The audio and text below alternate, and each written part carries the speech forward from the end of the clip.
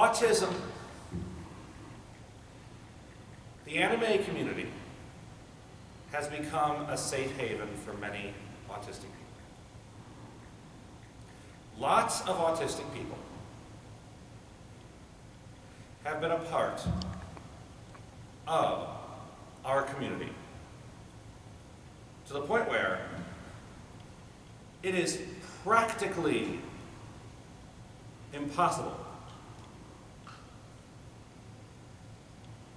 to attend an anime convention without crossing paths with at least one person with autism. Even if you're not autistic, even if you don't know anybody who's autistic, if you're going to an anime convention, you're going to cross paths with somebody. I guarantee it. So I have autism, and I now have about 10 years of experience going to anime conventions. My first foray into anime started when I was 11 years old, and Pokemon first came to America. And like many other kids with autism, I fell in love with Pokemon right away. And I remember November 1999 when the first Pokemon movie came out, and I was one of those few lucky kids whose parents let them take the day off school so I could go and see the movie on its opening day. That's awesome.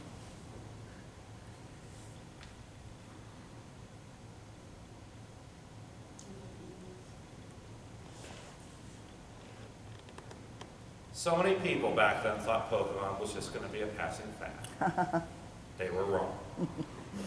And Pokemon terrified the school administrators and the school principal, and I'll never forget when I came to 5th grade and an announcement of the PA was made by the principal that no Pokemon items would be welcome on school grounds.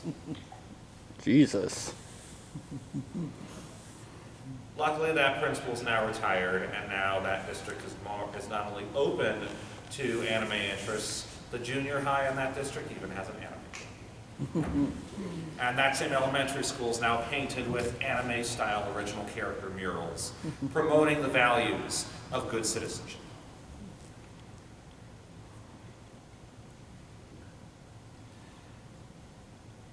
But the reality is, whether we like it or not, we are part of a community that autistic people have used to find a safe place to exist. And when I started going to conventions, and I went to my first convention right before I graduated from high school. And I knew that my goal, I'd already had experience as the public speaker in the autism world, and my goal was to take my speaking into this community. But that goal did not come immediately, and it didn't even come easy at first. I had some issues when I first went to anime conventions, and I met other autistic people who were going through those same issues too. And eventually I came to the conclusion that if autistic people are coming to these conventions to find an accepting place, but they're still going through certain distinct struggles, there need to be safe places to talk about them. And I noticed, despite lots of autistic people coming to conventions, before I hosted this panel, there were no panels about autism at many conventions. And as someone who'd been public speaking at autism conventions since I was 12 years old, I decided I could actually change that. And that's what I did. And it was 10 years ago at this very convention center at Anime Midwest when, on Friday morning, before most of the convention even started, I hosted one of the first panels of Anime Midwest 2015, which was this panel right now, to an audience even bigger than the audience right here. To have such an audience on a Friday morning is a remarkable accomplishment among panelists. But the connection between autism and anime isn't just in the convention world. It's also in the autism world as well. And one of the first discoveries of the connection relating to autism and anime was an indirect one. It was conducted by the work of Dr. Shannon Nichols. Dr. Shannon Nichols is a very highly respected figure in the autism community. The reason is quite simple. She was one of the few researchers to specialize in looking at autism in those assigned female at birth and or cis female. She blew the whistle on just how little research was done about the issues that autistic females go through. It was she who discovered what researchers have independently figured out in other fields of disability research. That most disabilities, whether it's autism, ADD, bipolar, cerebral palsy, spina bifida, present differently based on your assigned gender at birth. I would like to make a caveat that this research does not invalidate people's gender identities or pronouns. It does, however, acknowledge that physical differences based on assigned gender do in fact play a role in how a disability presents in a person. Indeed, if there's any lesson we can learn from this research, it's just how much gender constructs and the fight for trans rights is very much societal, and that so much of biology is to make arguments against those rights is actually societal and has no basis in actual science.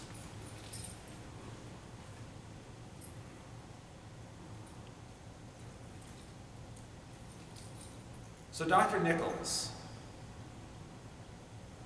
creates a whole career studying all of these unresearched aspects of the assigned female variant of autism.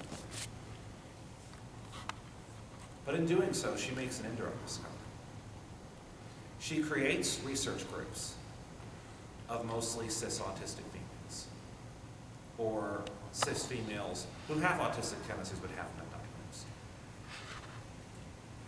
She does all these studies, but she's observing something while she's doing these things. She's noticing that during downtimes and during the unstructured times between her formal research, she's noticing that the female participants all have one very similar thing in common. The most common special interest they had was anime. And she noticed how, when her female autistic participants had to figure out how to deal with unstructured time, they were using anime to break the ice to get to know each other. I'll never forget when I was actually at a presentation at Autism Conference by Dr. Nichols, sharing some of her new research on cis females with autism. When she talked about her observance, how she observed anime as a common interest among her participants, even going so far as to call anime the second language of autistic females. I like that. So now the autism community is noticing there's a connection between autism, between anime and autism, but also what's also being recognized with the anime community is that a lot of these females that are into anime aren't formally diagnosed either. And so they don't feel totally welcome in the autism community because they technically aren't autistic because they don't have a label. And so a lot of these undiagnosed individuals, whether they're cis female, trans female, or have different transgender identities, they're all coming to anime conventions to find a community that the autism community isn't fully giving them either. So this connection is being acknowledged now by both communities. Indeed, when I started hosting this panel, I was pulled aside by a woman who you could just tell had autism, but had never been formally diagnosed. And she even said, if you're into this panel, please remember just how many women out there are not diagnosed, and to acknowledge them every time you host this panel. And I've done that ever since. So now, I continue this panel with a common routine. And this routine has not changed in the 10 years this panel has been hosted.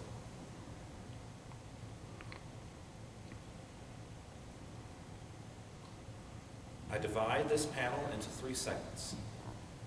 And then after the segments are done, I will offer some one-on-one Q&A time here at that table. And with permission of animecon.org, I have books that I've written about autism that I will be selling to anyone who has the means to support my ability to go to conventions and host these panels. I will have books for sale, CDs of my recorder music, and select artwork from artists with autism that I sell with their full approval and permission. With that, I shall begin the panel. I shall begin the first segment. What brings autistic people into the anime community? So I just talked earlier about how research is establishing a connection between autism and anime. But there is a commonality of anime as a common special interest with autism. But while that research established the what,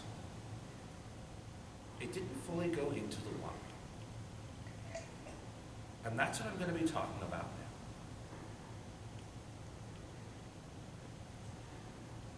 now. In each segment, I'm going to give you my own theory. And then I'm going to give time for audience participants to share their own theories and experiences based on each segment. Now, one thing about the why in this case is that unlike, certain other sciences, like say physics, or even say biology, there are many reasons why an autistic person would join the anime community. There is nothing, set in stone. We're all individual humans here, and as the saying goes, if you see one autistic person, you've seen one autistic person. So this is not something that necessarily is scientific. It's more, this is why I joined the community.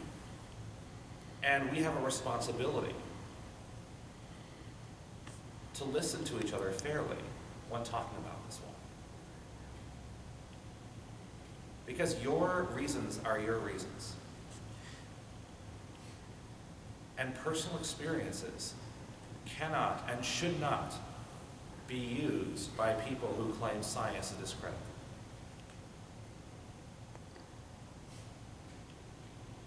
them. Science has been misused far too long That was my to phone. discredit the life experiences of people with autism and other disabilities.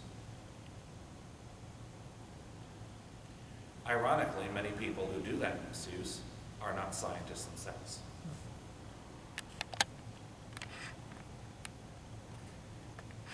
So here are the I can tell you why I joined this community. I can tell you one of the most common reasons people tell me they have joined the community. And then I'm going to turn the floor to have you share your stories. There are 2 reasons why I joined this community, which are shared by other people I've met with autism here. First, Anime was a predictable escape. It still is. From the struggles of daily life. From the inconsistencies and uncertainties of the world that I live in and what many autistic people experience in our world. Anime was a predictable escape, a respite from the struggles of living in a world that doesn't understand autism. And those struggles aren't just distinct to living here in America. 2 years ago, I had the honor of traveling to Stockholm, Sweden for the annual INSAR conference. INSAR is a conference that emphasizes scientific research on autism. It's held in a different country. And at that conference, there were whole presentations about people studying the experiences autistic people go through in countries all over the world. And what was amazing was it didn't matter what country that was being talked about. There were researchers talking about autism in France. There was even someone talking about autism in Algeria, a North African country. Autism in Egypt. Autism in Australia. It didn't matter what country they were talking about. Autistic people struggle everywhere. While researchers admitted that the struggles were different based on cultural differences, struggling with autism is a cultural universal. And for many of those autistic people in those countries, anime can be a predictable escape from whatever struggle and whatever